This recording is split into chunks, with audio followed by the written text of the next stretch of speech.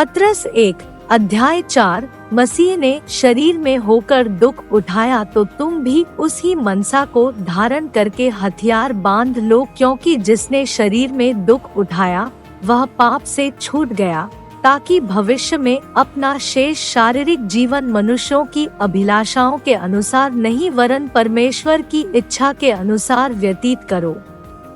क्योंकि अन्य जातियों की इच्छा के अनुसार काम करने और लुचपन की बुरी अभिलाषाओं, मतवालापन, लीला क्रीड़ा, पियक्कड़पन और घृणित मूर्ति पूजा में जहाँ तक हमने पहले समय गवाया वही बहुत हुआ। इससे वे अचंभा करते हैं कि तुम ऐसे भारी लुचपन में उनका साथ नहीं देते, और इसलिए वे बुरा भला कहते हैं। पर वे उसको जो जीवितों और मरे हुओं का न्याय करने को तैयार है लेखा देंगे, क्योंकि मरे हुओं को भी सुसमाचार इसीलिए सुनाया गया कि शरीर में तो मनुष्यों के अनुसार उनका न्याय हो, पर आत्मा में वे परमेश्वर के अनुसार जीवित रहें। सब बातों का अंत तुरंत होने वाला है, इसलिए संयमी होकर प्रार्थना के लिए सचेत रहो।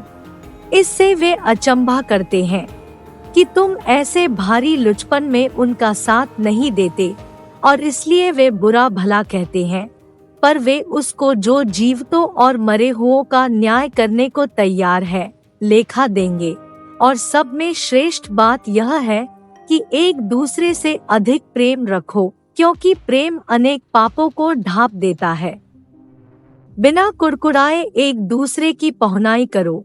जिसको जो वरदान मिला है वह उसे परमेश्वर के नाना प्रकार के अनुग्रह के भले भंडारियों की नाई एक दूसरे की सेवा में लगाए।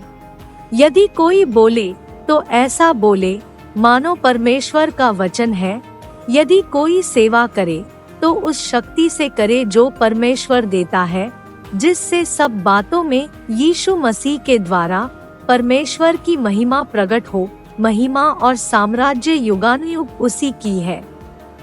आमीन। हे प्रियो, जो दुख रूपी अग्नि तुम्हारे परखने के लिए तुम में भड़की है, इससे यह समझकर अचंभा न करो कि कोई अनोखी बात तुम पर बीत रही है, पर जैसे जैसे मसीह के दुखों में सहभागी होते हो आनंद करो, जिससे उसकी महिमा के प्रकट होते समय भी तुम आनंदित और मगन हो। फिर यदि मसीह के नाम के लिए तुम्हारी निंदा की जाती है तो धन्य हो, क्योंकि महिमा का आत्मा जो परमेश्वर का आत्मा है तुम पर छाया करता है।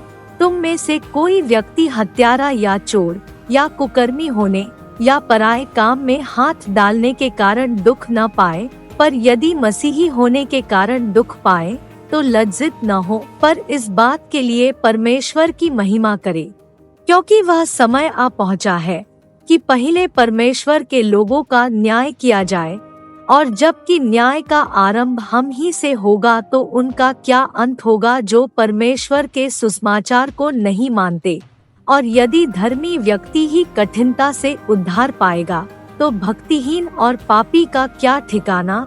इसलिए जो परमेश्वर की इच्छा के अनुसार दुख उठाते हैं वे भलाई करते हुए अपने अपने प्राण को विश्वासयोग्य सृजनहार के हाथ में सौंप दें। पत्रस 1 अध्याय 4।